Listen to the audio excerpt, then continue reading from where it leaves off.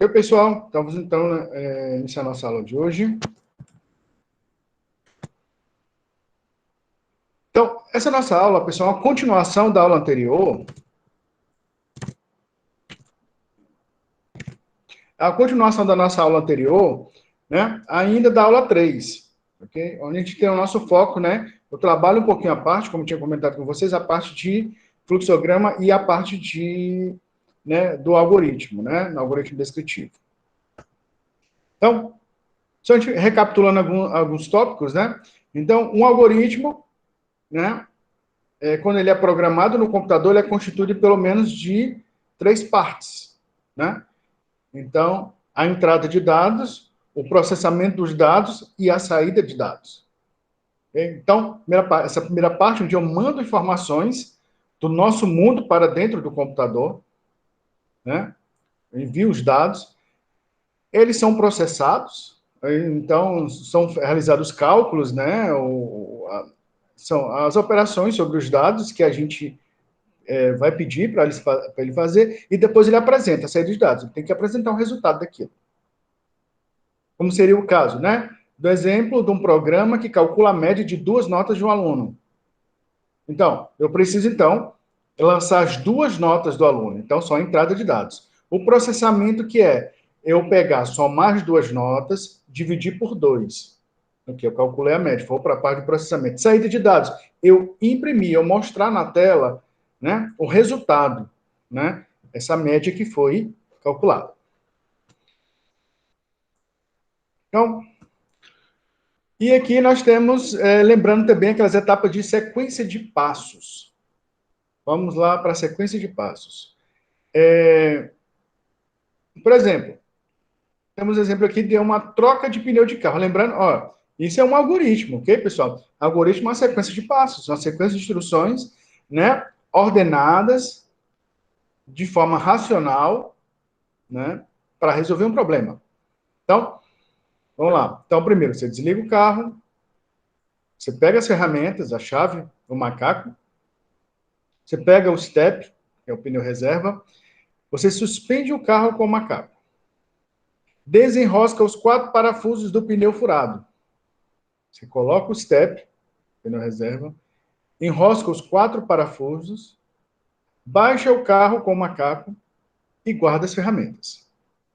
Então, nós temos aí, basicamente, um passo a passo para a troca do pneu de um veículo. Okay. Da mesma forma, vamos fazer aqui o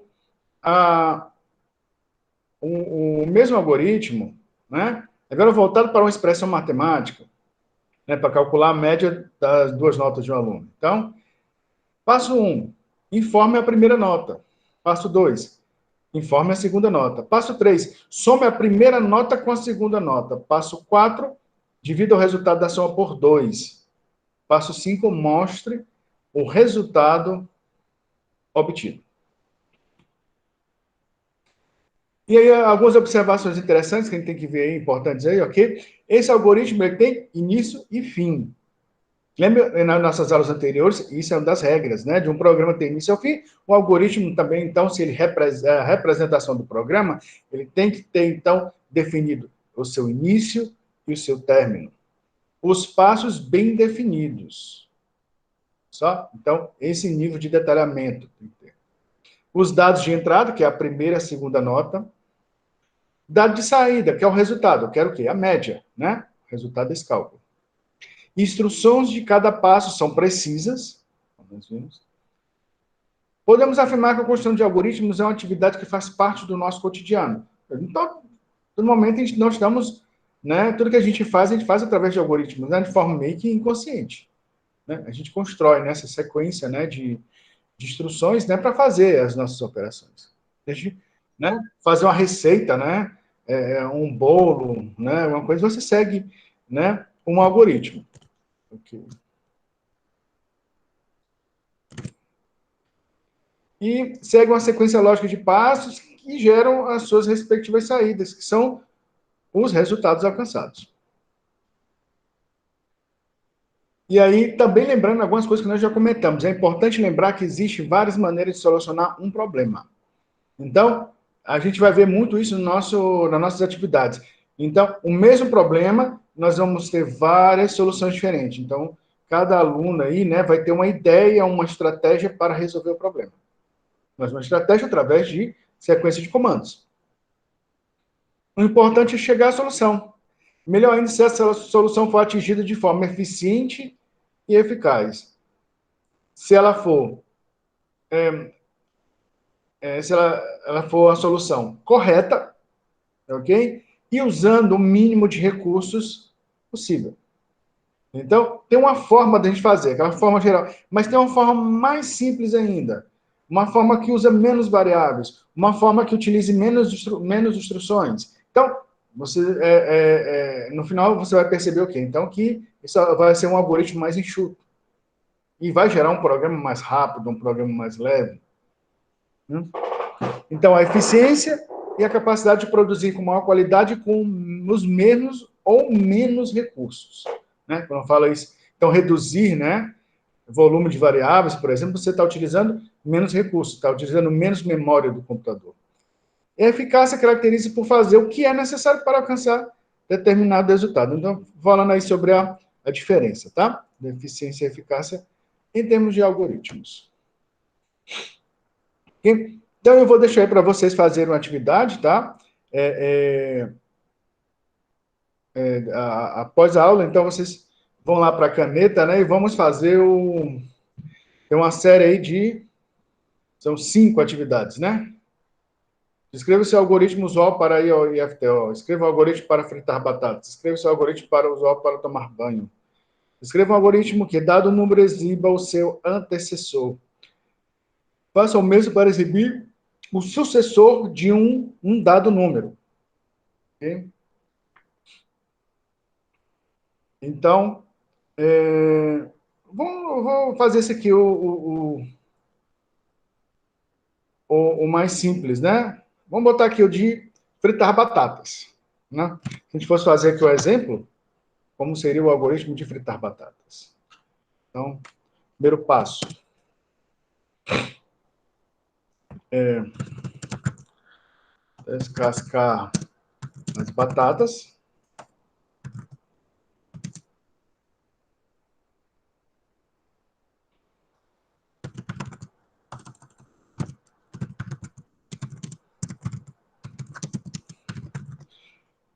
Cortar as batatas em tiras, né?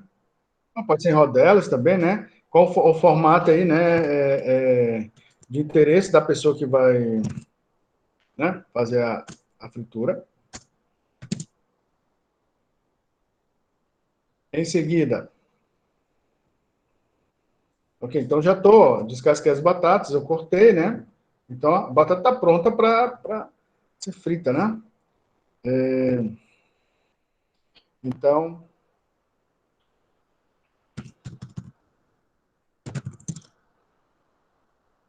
colocar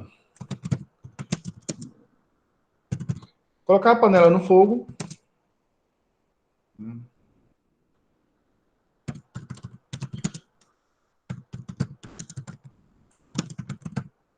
Colocar o óleo na panela. E aí eu vou ligar a chama do fogão. A gente não pode alterar essas etapas, né? Se a gente começar, por exemplo, ligar a chama do fogão, né? Depois a gente for botar a panela no fogo, depois for colocar o óleo. Primeiro que você vai estar consumindo aí o gás, né? O combustível lá de forma desnecessária. Pode aquecer muito a panela, se você colocar um óleo lá, vai acabar respingando óleo, a queimadura, um incêndio, alguma coisa assim, né? Essa dessa forma é a forma mais segura, né? Mais tranquila de fazer. Então, você ligou a chama do fogão. E aí, você coloca as batatas cortadas, né?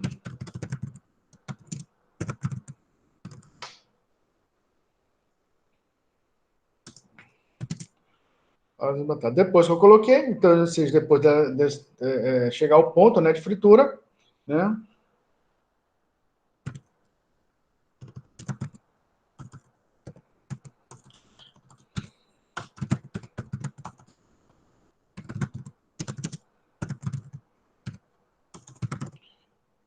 e retirar as batatas da panela. Aqui tem que colocar as batatas na panela, né? Botar isso bem claro também, né? Que aí eu defino exatamente como é que é o... E aí vai assim, vai colocar as batatas onde, né? Também tem que ser muito claro, né? Tem que ser bem coeso, essas etapas aí e essas ações. Então, colocou. Quando ela tiver frita, tiver o ponto ideal, você retirou as batatas da panela. Ok? Opa! A gente não pode esquecer de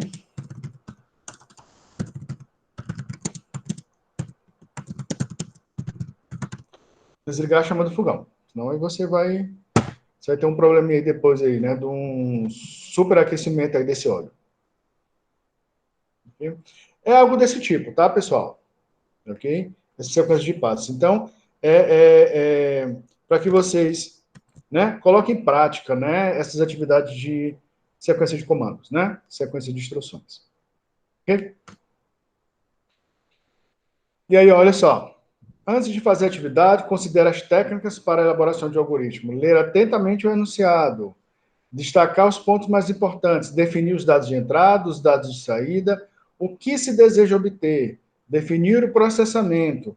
De que maneira será ordenada a sequência de passos. E aí, por último, você constrói o algoritmo.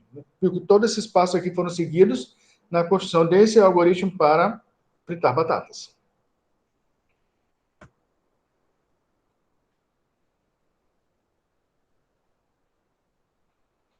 E aí, pessoal, a gente vai o tema aqui mais interessante. Então, tudo aqui, então, a gente revisou o que nós já vimos, né, nas nossas aulas anteriores.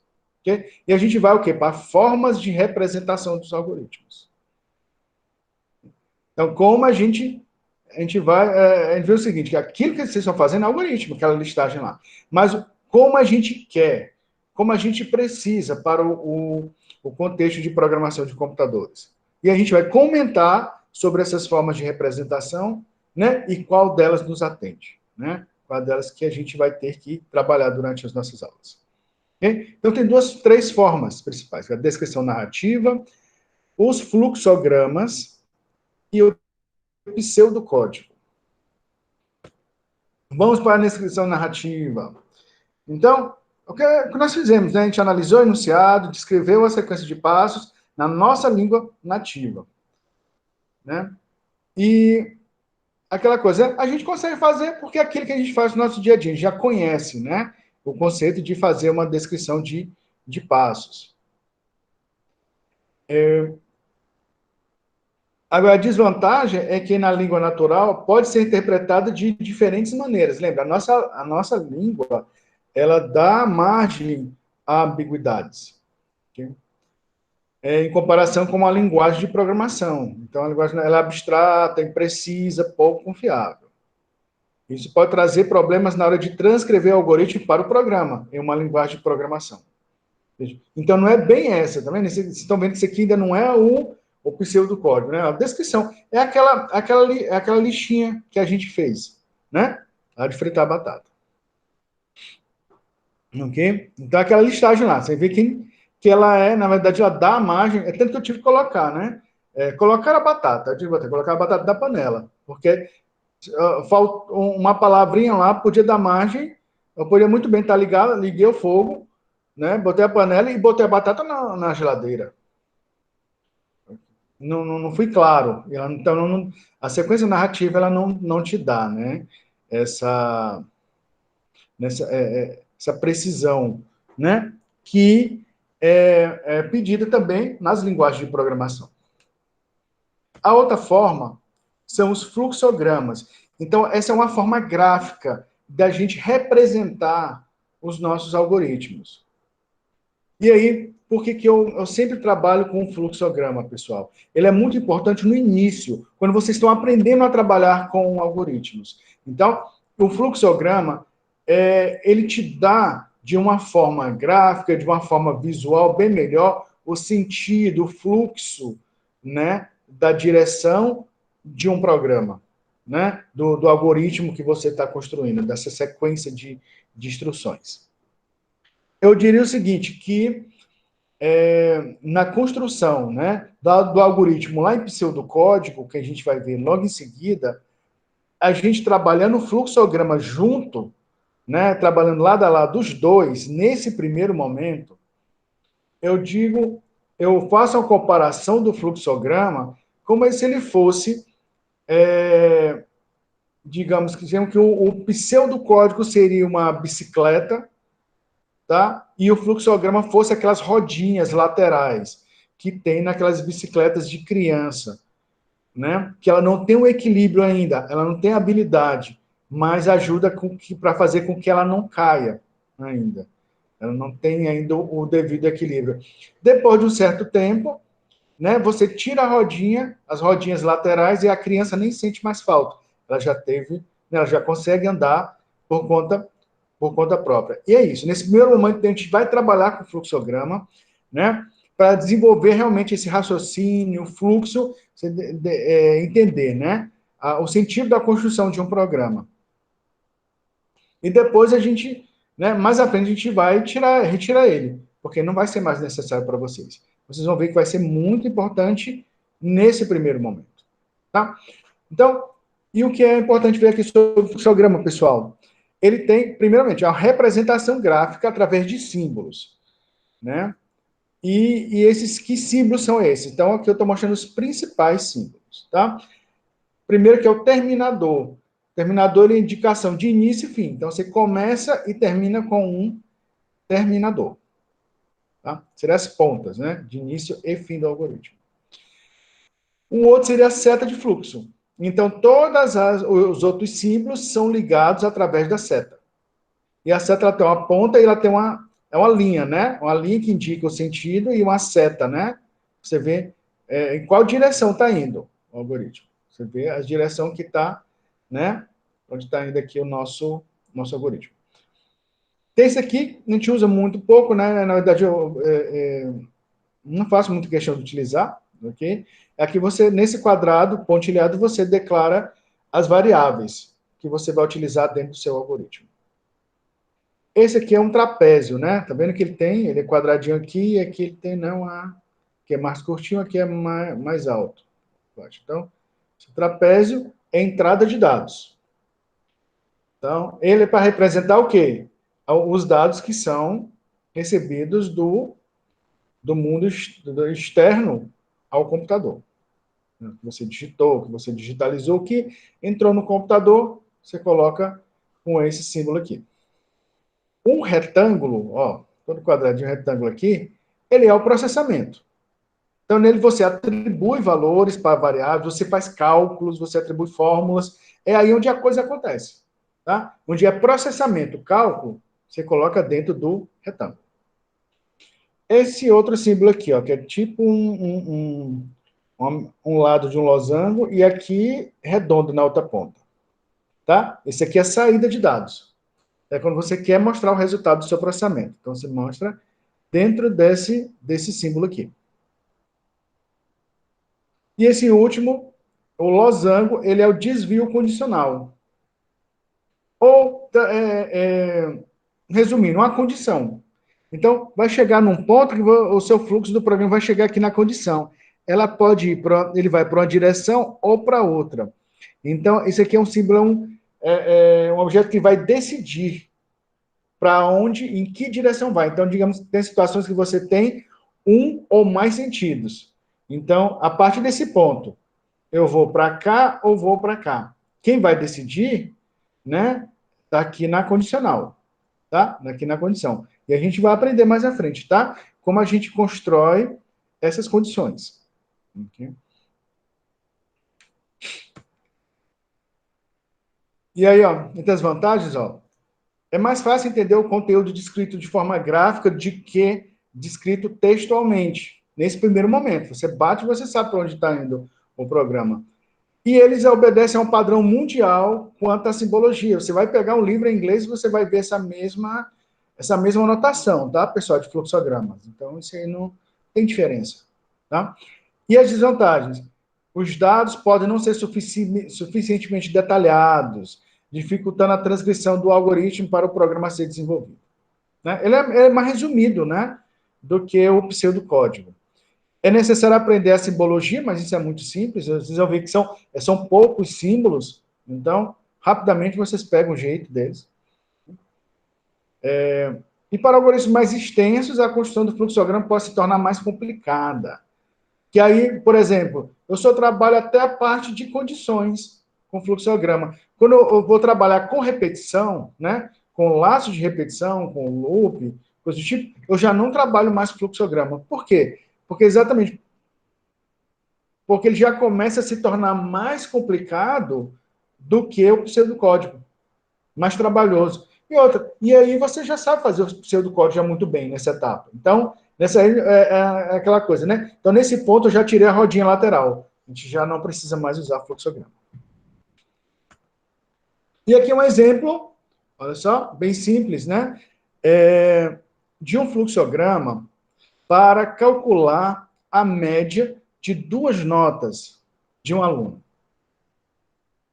E aí, lembrando lá, né, dos símbolos gráficos do fluxograma. Então, você tem aqui os terminadores de início e de fim. Veja só? Aqui, ó. Início e fim. Início, você já vai direto para um outro símbolo. Lembra do trapézio? Entrada de dados. Para começar, eu preciso o quê? Eu preciso ser mandado para o computador entrada de dados, preciso da nota 1 e da nota 2. Está aqui. Em seguida, agora eu vou para o processamento. Eu vou calcular. Por quê? Eu vou ter aqui o retângulo, porque aqui eu vou fazer o cálculo da média. Olha só, em média, lembra como é o comando de atribuição, né? O menor e o tracinho. Média recebe. Isso aqui diz isso, tá? Significa que média recebe, entre parênteses, nota 1 mais nota 2, fecha parêntese, dividido por 2. Lembrando que essa fórmula precisa do parêntese por causa da ordem de precedência dos sinais. Eu preciso somar para depois dividir. Se eu não colocar o parêntese, como a divisão tem uma precedência, né, tem uma prioridade maior do que a adição, ele vai dividir a segunda nota por 2 e depois vai somar com a nota 1. E essa média vai ficar errada. Então, é assim que a gente faz, tá?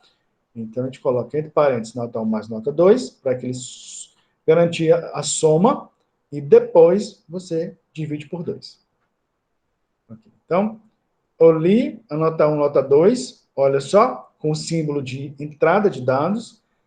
Agora eu vou fazer o cálculo, então o cálculo vem, né, com o símbolo gráfico do processamento, ou seja, então atribuição, cálculos é processamento, aqui então é no retângulo. Depois eu vou o quê? Mostrar a média, mostrar o valor que está dentro dessa variável média. Eu mostro o quê? Com o símbolo de saída de dados, né? Que é meio losango e meio círculo aqui, redondo, né? E aí eu vou passar o quê? Vou passar média na saída de dados. Eu quero o valor da variável média. Mostrei, finalizei meu algoritmo. Então, com esse fluxograma, você vê de uma forma muito simples, né? E muito clara, ok? Toda a sequência de comandos do seu algoritmo.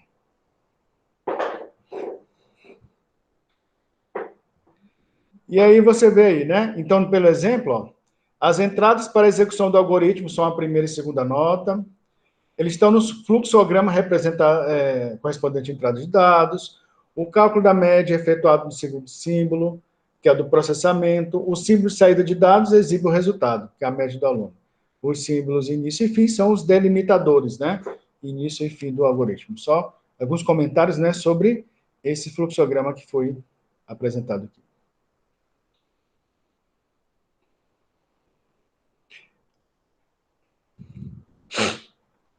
Ok? Caracteriza com suas próprias palavras uma descrição narrativa. Olha só. Isso é uma outra atividade para fazer, ok? Bruno, você tem aquela, aí você tem essa outra aqui, beleza? Faça um algoritmo que descreva alguma situação do seu dia a dia, por exemplo, tomar banho, e construa um fluxograma contendo os símbolos já vistos. Eu acho que essa aqui, eu vou tirar essa atividade aqui de vocês, tá, pessoal? Essa aqui eu vou tirar porque tá muito... A gente não... só para a gente poder adiantar mais um pouquinho, tá? Professor, pode juntar uma com a outra também, mãe. Pode fazer aquela primeira atividade utilizando o fluxograma. Beleza, é porque elas são com etapas, né? É de acordo com a etapa da atividade, mas essa aqui, na verdade, eu acho que ela vai ser desnecessária para esse momento. Não, porque vocês já vão praticar mais à frente a questão do fluxograma. Em uma outra aqui.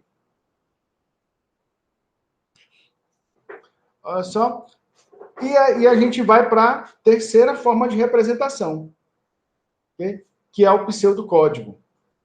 Olha só, que é uma combinação das melhores características das duas formas, né? Da narrativa, da escritiva lá e do fluxograma. Então, e a principal vantagem é que, mesmo sendo independente de qualquer linguagem de programação, a sua estruturação facilita a transcrição do algoritmo criado para o código dessas linguagens. E aí, o que eu estou falando, pessoal? Eu estou falando de Portugal aqui. Certo? Aqui eu estou falando de Portugal, que é o pseudocódigo que nós vamos utilizar aqui, nosso padrão.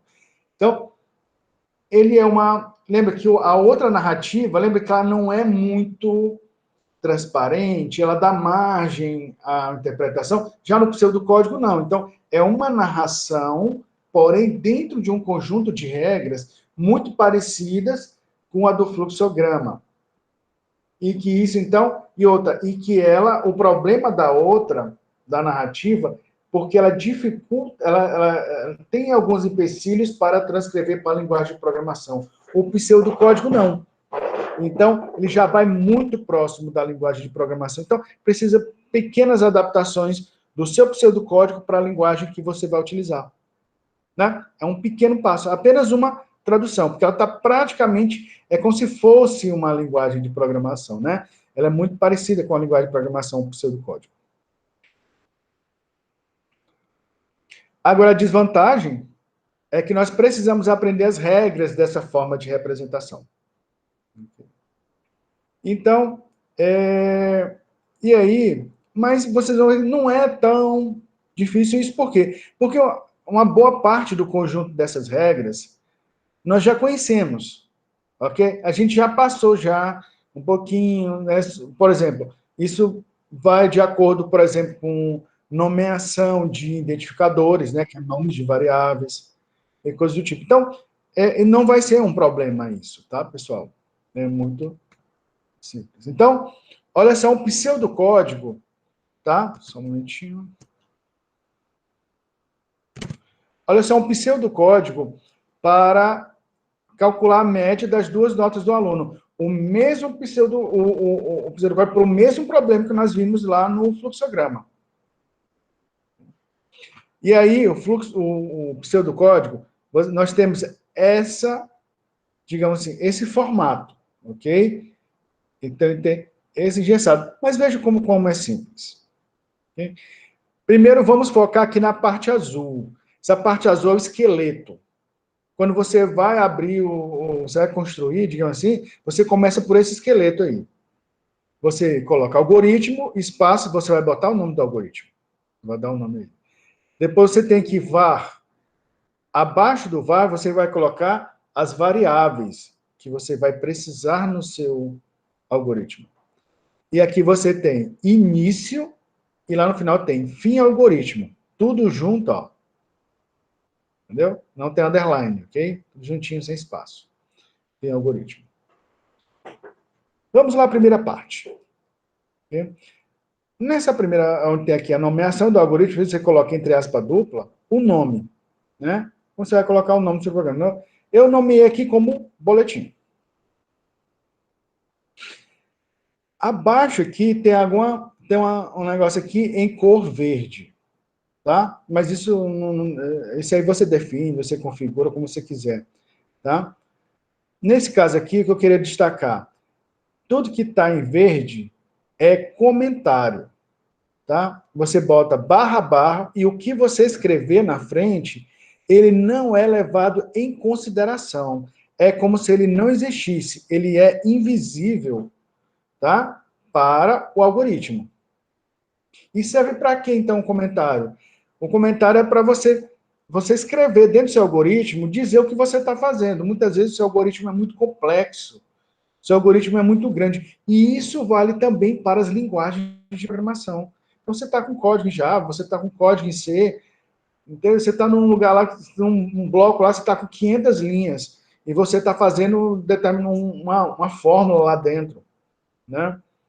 Imagine que está fazendo o programa da folha de pagamento do Estado. E lá no meio tem tantas situações lá. Aí tem, vou fazer um código aqui, eu estou fazendo, nesse código aqui eu estou fazendo um cálculo, né, de pagamentos atrasados, de requisição judicial, tal, que vai poder, quando tiver lançar alguma sentença, alguma coisa, e vai cair aquele valor a mais no contra-cheque do funcionário. Então, você vai ter que ir lá e codificar aquilo. Você vai fazer uma série de cálculos, fórmulas, para resolver aquela questão, aquele problema específico. E aí, o que acontece? Muitas vezes, você mesmo, voltando daqui a 6 meses, daqui a 2 anos, voltando para aquele código que você escreveu, nem você sabe o que você está fazendo ali. Você vê só um monte de variáveis e números. Né? O salário recebe mais isso, mais juros de tanto, menos isso. Tá, mas aqui eu estou calculando o quê aqui, nesse pedaço do programa? E aí facilita muito quando você coloca barra, barra. Quando você coloca barra, barra, o que você escrever na frente, você pode escrever o que você quiser, porque aquilo não fica invisível para o programa, fica invisível para o compilador, não é levado em consideração. Só que só serve para você que está enxergando o código do programa. Você enxerga aquilo, mas ele não é compilado, okay? Ele não é gerado, né? O código, né, de máquina sobre esse texto que você coloca em comentário, depois do barra barra, né? Então ele é muito útil, mas ele também, como também ele é opcional. Lembra, como ele não conta, ele não é obrigatório. Então você precisa, muitas vezes você não vai ter nenhum comentário. Esses programas simples, né, no nosso dia a dia, a gente não vai colocar comentários. A não ser que você coloque. Tem aluno que é mais organizadinho tudo, então, para cada atividade que ele faz, ele coloca aí no comentário lá em cima. Ó. Esse aqui é o algoritmo da atividade, da aula tal, a questão número tal, e aqui eu estou fazendo isso e tal, tal, tal, e eu cálculo para fazer isso. Pronto. Tá bom, eu bato o olho, eu sei o que o aluno está querendo dizer ali, né? Tal. Beleza, mas se eu bater o olho no código dele também, eu sei o que o código dele está fazendo, eu sei se ele cometeu algum erro, onde foi que ele se equivocou. Tá? Seguindo aqui, aí nós temos o VAR. Ao VAR, você, né, na linha de baixo do VAR, você pula a linha, então, e aí você vai colocando, olha só, aqui, né, no caso as notas, elas têm que ser real, né, que é 5,5, 7,5, né, a média também dá no valor quebrado, então, e olha só como é declarado, ó, nota 1, nota 2, média 2 pontos, ou seja, você vai colocando todas elas, todas as variáveis, 2 pontos, real. Eu posso ter outras variáveis aqui, eu posso ter outras variáveis reais? Posso. Eu vou só colocar ela na lista aqui, média, outra, 2 pontos, real. Posso ter variáveis de tipo diferente também. Eu só pulo essa linha aqui, ó. Depois eu pulo a linha e declaro as outras variáveis, por exemplo, que são do tipo inteiro. Eu tenho outras variáveis do tipo caractere. Eu tenho outras variáveis do tipo lógico. Certo? Então, posso utilizar variáveis de todos os tipos dentro do meu algoritmo. Eu posso declarar uma a uma, por exemplo, nota 1, 2 pontos, real. Nota 2, 2 pontos, real. Ou colocar todas elas de um mesmo tipo e declarar de uma só vez, como eu fiz aqui. Assim como eu posso declarar individualmente cada variável. Variável nota 1, 2 pontos, real. Média, 2 pontos, real. Beleza? Um pouco prático, né? Mas não há nenhum impedimento para fazer dessa forma. E aqui nós temos o quê? Início e fim do algoritmo. Início e fim do algoritmo. E aqui a gente vai, olha só, aí vamos seguir os passos aqui, ó. Você tem, primeiro você tem o quê? Leitura, leia nota 1. É o quê? Nós estamos na entrada de dados, nós estamos recebendo os dados. Então, quando ele é nota 1, então ele vai receber o que a pessoa digitou. Então, o que for digitado, ele vai colocar em nota 1. Quando você der Enter, vai para esse espaço de memória que foi declarado aqui, olha só. Nota 1 foi declarada aqui na memória, no VAR. Então, o que eu digitar aqui, vai cair aqui dentro dessa variável. Aí depois ele vai ficar com o cursor piscando de novo, porque ele está esperando a nota 2. O que eu digitar aqui der Enter, vai cair agora nesse espaço de memória chamado nota 2. E em seguida, agora ele vai para o processamento. Média recebe nota 1 mais nota 2, dividido por 2. E aqui agora eu tenho a saída de dados. Escreva média.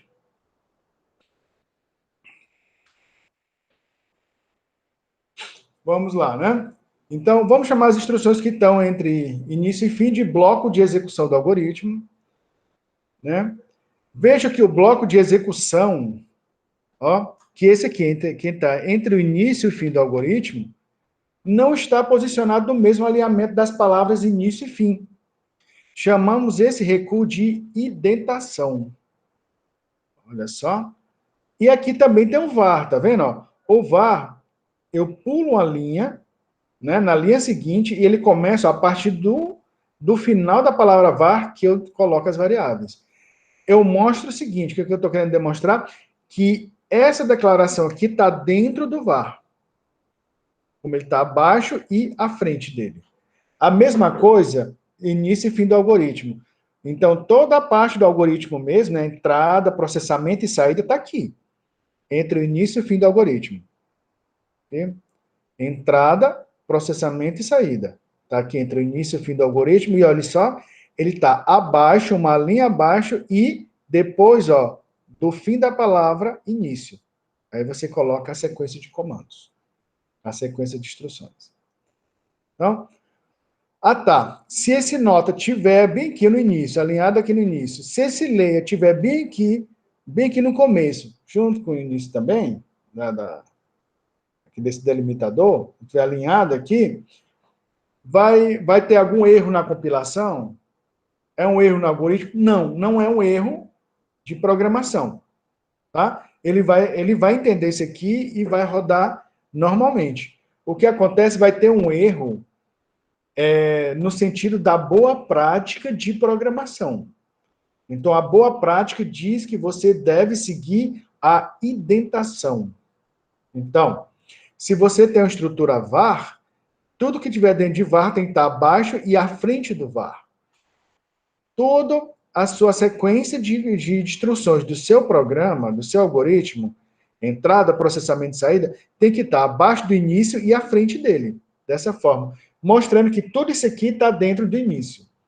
Até porque, se vocês forem perceber, pessoal, um programa que não tiver indentação, ele é muito ruim, é muito complicado de você ler ele. Você se perde dentro dele. Okay? Nós estamos trabalhando com programinhas pequenos, algoritmos pequenos. Agora, imagina uma coisa maior do que isso. Então, você vai ficar perdido. E outra, mais à frente, nós vamos ver outras estruturas. Então, dentro aqui mesmo, vai ter uma outra estrutura que vai ter comandos dentro dessa estrutura. Se coloca tudo alinhado à esquerda, acabou. Você se perde. Você não sabe o que comando está dentro do quê. E aqui não. Aqui a gente consegue ver. Eu sei que tudo isso aqui está entre o início e o fim do algoritmo. Mais à frente, a gente vai ver outras estruturas que vão estar dentro dessa estrutura geral aqui. E assim por diante. E a gente faz tipo uma espécie de uma árvore, né? Dentro do seu pseudocódigo, dentro do seu algoritmo, que aí você bate o olho e você consegue entender todo o seu algoritmo. Facilmente. O que está dentro do quê? Tá? Então, essa é a indentação. As palavras em azul são as palavras reservadas da linguagem. No caso, aqui, né, a palavra reservada do Portugal. Quando eu escrever algoritmo, lá, a gente vai, depois eu vou mostrar para vocês o programa que nós vamos utilizar para escrever esses algoritmos, ok? Nesse primeiro momento, vocês podem fazer mesmo na mão, porque a gente não vai usar programa nessa aula ainda. Vai ter uma aula específica só para a gente trabalhar com o editor, tá? Mas o editor, automaticamente, coloquei algoritmo, ele já atribui essa cor azul. Quando eu colocar var, o avar já fica em azul. Eu colocar início, o início já fica azul, fim algoritmo já fica azul. Olha, leia, escreva, tudo fica em azul.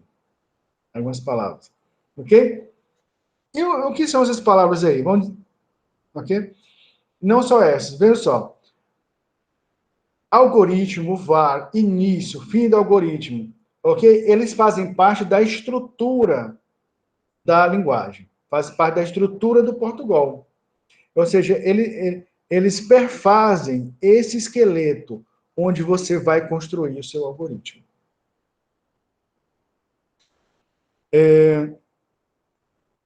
E aí, então, pessoal, veja só. Eu não posso, por exemplo, chamar uma variável de algoritmo. Eu não posso declarar uma variável chamada início. Eu não posso declarar uma variável com o nome de leia. Por quê? Porque elas fazem parte da estrutura do seu algoritmo.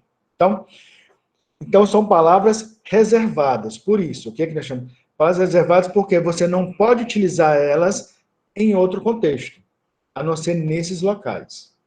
Você não pode chamar uma variável, declarar aqui uma var. Porque var já é uma palavra reservada para definir a declaração de variáveis. Assim também são palavras reservadas, comandos, tá? De entrada e saída. Então, leia e escreva também são palavras reservadas. Elas são utilizadas para receber informações, dados do mundo externo, ou para exibir os resultados do processamento. Então, você não pode utilizar leia e escreva em outro contexto. São palavras reservadas. Real também é uma palavra reservada, porque real define um tipo de uma variável. Okay? Então, como inteiro, como lógico, eu não posso utilizar essa palavra dentro do nosso programa, ok? A não ser nesse contexto. Eu uso real apenas no contexto de declaração de variáveis.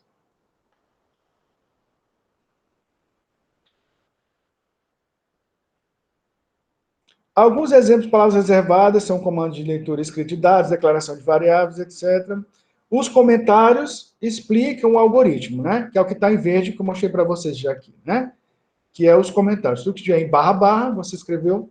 Porque, a forma de escrever comentário varia também de linguagem para linguagem. Em Portugal, e na maioria das linguagens, Portugal, na verdade, não é uma linguagem mesmo, né? A gente é apenas uma linguagem aqui didática, a gente vai trabalhar com vocês aqui, ok?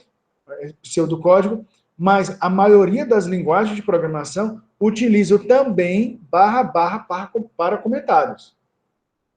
Aí o que pode ter a diferença entre uma ou outra linguagem. Às vezes uma vai ser asterisco, asterisco, outra vai ser barra asterisco, tá? E mas é o mesmo jeito, tá? Mas acaba sendo o mesmo. Muda apenas o símbolo que define o início da sessão de comentários. E aqui, olha só, pessoal, eu queria mostrar para vocês aqui, nesse final, que é o quê? Olha só. Você consegue ver como é igualzinho, pessoal, uma coisa da outra aqui, ó. Tá? Então, o algoritmo, né, feito o fluxograma dele, para ler as duas notas e calcular a média. Então, ó, início, ele leu a nota 1, nota 2, que aqui é só entrada de dados, lembra, a média não entra aqui, que aqui não é a declaração de variáveis, tá? Aqui é só entrada. Então, início. Início aqui, tá vendo? Ó? Início. Nota 1, nota 2, aqui é entrada de dados. Tá aqui, ó, entrada de dados, ó. Lê a nota 1, lê a nota 2, ó. Tá aqui. Depois você tem o quê? O processamento, que é o cálculo da média, né? A média recebe nota 1 mais nota 2 dividido por 2. Tá aqui, ó. E agora você escreve a média, ó. Apresenta a média, que é na saída de dados. Tá aqui, ó. Escreva média. Fim do algoritmo. Então aqui, ó, esse fluxograma, ele traz exatamente o que está entre o início e o fim do algoritmo. O que falta aqui é a declaração de variáveis, tá? Que você poderia colocar aqui também. Lembra que aquele, depois do início, você podia colocar aquele quadrado, né, o retângulo, perdão, o retângulo quadriculado. Lembra lá da... Deixa eu ver vocês aqui, ó. Esse retângulo aqui, quadriculado. E aí você coloca esse retângulo quadriculado aqui e colocava as 3 variáveis, né? Nota 1, nota 2 e média. Você coloca só o nome delas também. Você nem coloca tipo, tá vendo? Aqui não tem tipo de dado. Eu não trabalho com esse nível de detalhamento. Beleza? Mas na grande parte, pessoal, nosso foco vai ser aqui, ok? Então, no início e fim, no fluxograma, corresponde ao início e fim aqui, lá no Portugal. A diferença aqui é que a diferença no Portugal, você vai ter o nome do algoritmo e você vai colocar as variáveis e o tipo delas aqui, ó, vá e o tipo dessas variáveis. Mas isso aqui corresponde exatamente ao início e fim do algoritmo. Exatamente igual. Ó, não tem diferença alguma.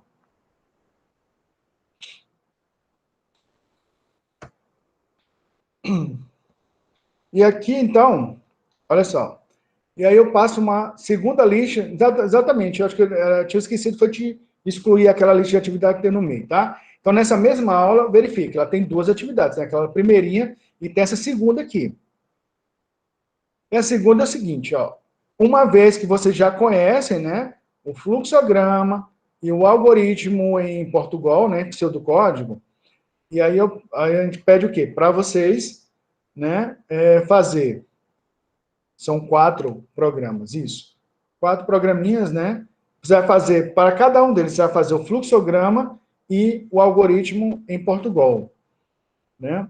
Em pseudocódigo. Então, o número 1, ó. A imobiliária Imóveis vende apenas terrenos retangulares. Faça um algoritmo para ler as dimensões do terreno e depois exibir a área do terreno. Opa. Beleza. Então, vamos fazer esse primeiro, eu vou fazer junto, tá? Ok? Para que vocês compreendam, né, a construção dele. E depois a gente segue, né? Aí vocês vão fazer as outras demais. Então, vou fazer, então, o fluxograma. Só lembrar que a área, né? A área de um polígono, né? A área é igual a base vezes altura. Isso, é base vezes altura. Apenas isso. Para você ter a metragem, né? Quantos metros quadrados tem um terreno. Se o terreno, né? Se ele é um retângulo, né? Beleza? Então, você pode usar tranquilamente essa fórmula, ok? Base vezes altura. Então, eu preciso saber o que, então? Eu preciso dessas 2 informações para calcular a área de um lote, né? De um terreno. Que essa imobiliária vende. Então, ou se ele é exatamente, né, um retângulo, então, eu só pergunto para ele, quanto ele tem de frente, quanto ele tem de fundo. Né? Quanto tem de lateral, perdão. Qual a frente, qual a lateral. Então, eu sei as 2 medidas, né? Tem a base e tem a altura. Aí, a multiplicação de um pelo outro, tem a metragem quadrada. O primeiro passo é isso, né? Entender, então, isso, eu já entendo como é que vai ser feito o cálculo. Tá? Agora eu vou para o fluxograma.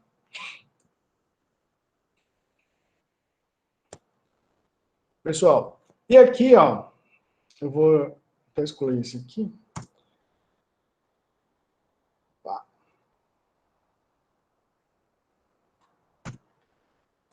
Olha só, vocês podem fazer, tá, pessoal, no caderno de vocês, tranquilo, fazer na mão, beleza? Se você acha mais prático, ok? Olha, eu recomendo, para quem quiser fazer através do computador, esse site aqui, tá? Que você faz o fluxograma online, que é esse Lucidchart. Okay? Eu verifiquei outros sites. Eu achei esse, estou recomendando para vocês, porque eu achei o mais prático, o mais fácil de vocês utilizarem. E aí eu vou fazer, então, ó.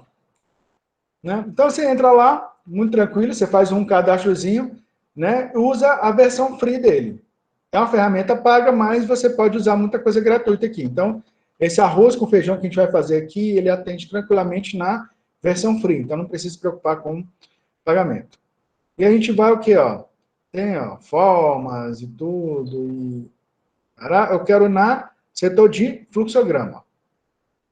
Então, aqui tem o... Começa pelo terminador, né?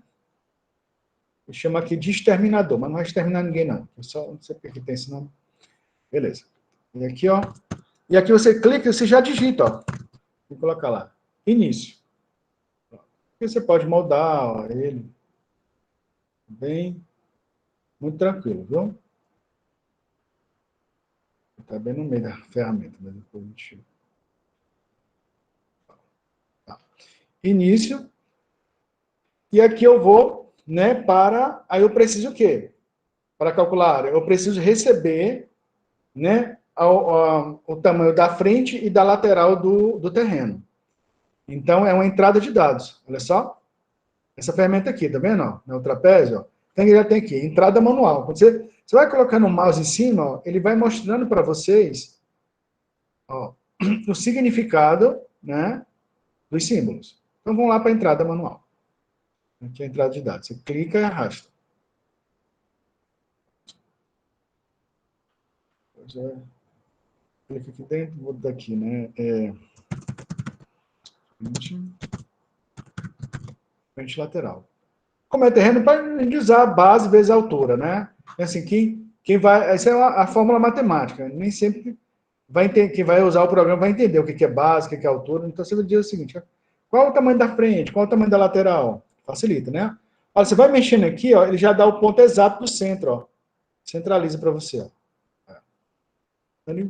A mão na roda, isso aqui, ó. Aí, eu tenho que ligar, né? O início vem para cá.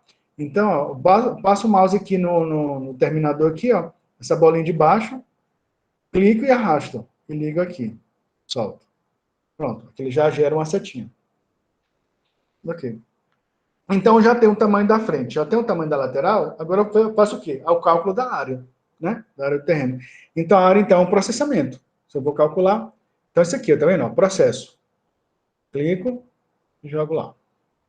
Eu joguei aqui no centro. Vou escrever aqui, né? Área.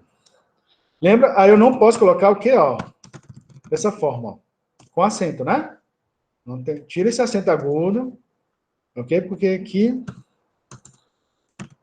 é nome de identificador, é identificador de variável. Então, você não pode utilizar isso aqui. A área recebe, né? Frente vezes lateral.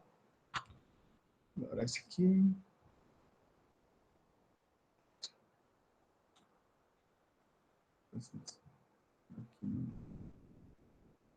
Vou alinho de novo. Centralizei. E... Opa, desculpa. Queria puxar a seta.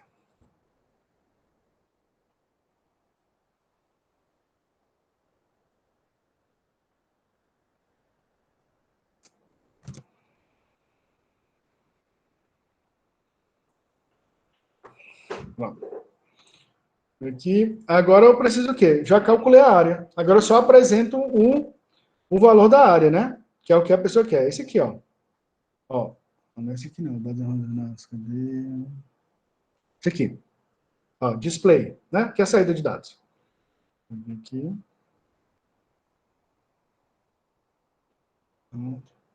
E eu vou imprimir o quê? A área, né? Essa variável é que vai ter o valor que eu quero. Está dentro de área. Pode... Porque receber o valor, né? Joguei a setinha.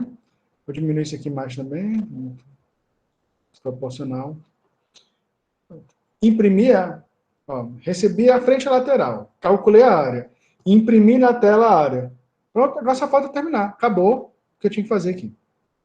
Aí eu vou lá pro terminador. Joga a setinha. Aqui. Fim. Pronto.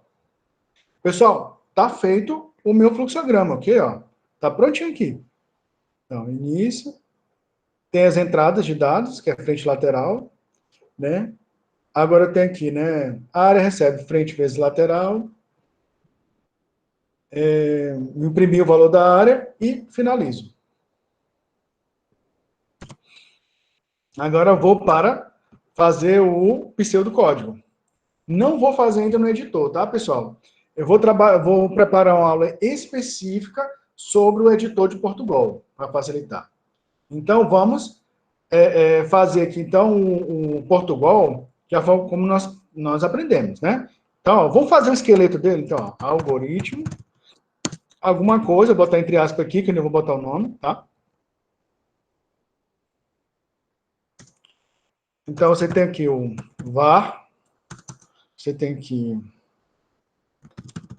início e fim algoritmo. Pronto. Eu já tenho o esqueleto do meu algoritmo. Tem que ter essas partes, tá? Você já começa por aí. Tem que ter as partes principais. E agora a gente vai, né, enchendo as caixinhas aqui. Então, vamos fazer aqui do início ao fim do algoritmo. Depois a gente só declara as variáveis, né? Que a gente já sabe que vai usar. Vamos ver aqui, então. E aí é isso, ó. Você tendo o fluxograma pronto, fica muito fácil de fazer o algoritmo agora. Ó, início, início. Então, se eu venho aqui, ó, pulei a linha, ó, fui lá para frente, ó. Opa, mais ou menos aqui. Beleza? Termina o início. E eu vou fazer o quê? Vou fazer a entrada de dados, que eu vou ler o quê? Vou ler a frente, vou ler a lateral. Leia, frente.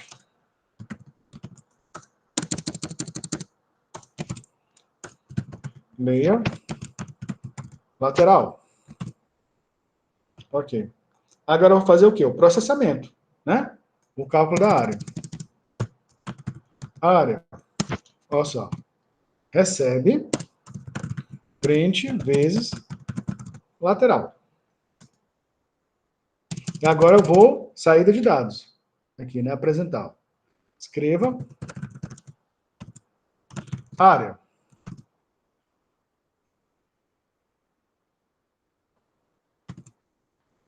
Ok, ó. Finalizei. Falta agora só botar o quê? As variáveis agora, né? Abaixo do var e na frente, ó, depois. Então, assim, eu usei frente lateral e usei área também. Então, área, frente, lateral, 2 pontos, real. Né? Porque os valores, geralmente, de regra, eles não são valores bem exatos, né? Então, real. E o algoritmo, vou botar o nome dele aqui, botar aqui, né? Imobiliária. Pronto. Beleza, pessoal? Olha só. Aqui, então, nós concluímos, olha só, tanto o fluxograma quanto o pseudocódigo, né? O algoritmo em Portugal daquele nosso problema, tá? Que foi apresentado para vocês. Aí vocês têm agora o próximo, né? O motorista deseja colocar no seu tanque X reais de gasolina, né? Então o algoritmo ele vai ler o preço do litro da gasolina e quanto você vai pagar, quanto você tem dinheiro. Então ele vai dizer, né? Vai apresentar quantos litros de gasolina você pode comprar com aquele valor, né? Então eu tenho 100 reais e o valor da gasolina é 4,70. Então, quantos litros de gasolina eu comprei? Muito simples também, é só uma fórmula. Uma fábrica de camisetas produz os tamanhos pequeno, médio e grande, sendo cada uma vendido respectivamente por 10 a camiseta pequena, 12 a média e 15 a grande. Construi um algoritmo que o usuário forneça a quantidade de camisetas pequenas, médias e grandes, referente a uma venda, e a máquina informe quanto será o valor arrecadado. E nós já sabemos o valor de acordo com o tamanho, então você vai dizer lá, né? O programa vai perguntar quantas camisetas pequenas, quantas camisetas médias, quantas camisetas grandes. Ele vai dizer, então o valor total é X, né? O valor apurado do total dessas camisetas. O 4, faz um algoritmo para ler o salário de um funcionário e aumentá-lo em 15%. Após o aumento, desconte 8% de impostos. Imprimir o salário inicial, o salário com aumento e o salário final. Já tem algumas coisinhas a mais, beleza? Mas não é nada muito complicado, tá, pessoal?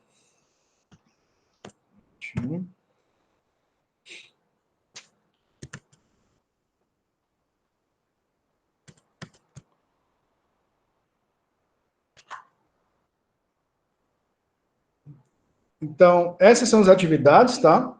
Então, essas notas de aula, beleza? Dessa aula de hoje, esse vídeo já vai estar de imediato lá na plataforma, bem como uma ferramenta para vocês enviar essas atividades, tá? Então, vão ser duas apenas, tá? Tem aquela no meio lá, depois eu vou editar, vou retirar, fica apenas a primeira e a última atividade dessa aula de hoje.